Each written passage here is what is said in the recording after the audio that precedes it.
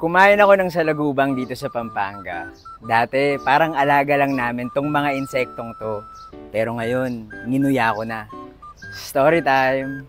Sa puno ng mangga namin, naalala ko na kapag may nalalaglag na salagubang, kinukuha namin tapos pinaglalaruan. Nilalagyan namin ng sinulid, papaikutin, tapos lilipad sila.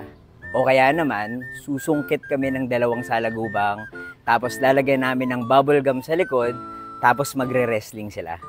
Pero nung tumanda-tanda na kami ng mga kaibigan ko, nakonsensya na kami. Kaya kapag nakakita kami ng patay na salagubang, nililibing namin. Tapos dinadasalan pa nga.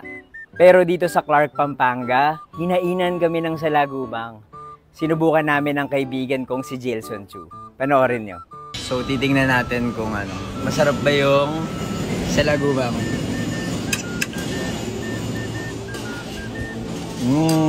Sarap. Okay, salagubang.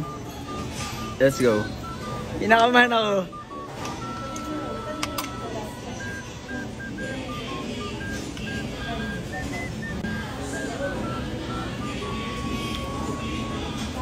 Parang medyo maalat. Crunchy. Tapos parang yung chichirya na piso-piso na medyo maalat, na merong yung pea na merong breading. Parang muncher na may breading. Yan yung green one niya. Sarap. Ang sarap pero ganun yung mukha.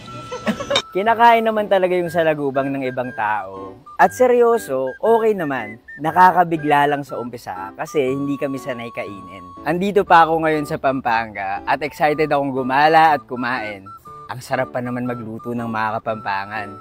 At sa mga next adventures ko, excited akong tumikim ng mga unusual na pagkain. Ano kaya yung next?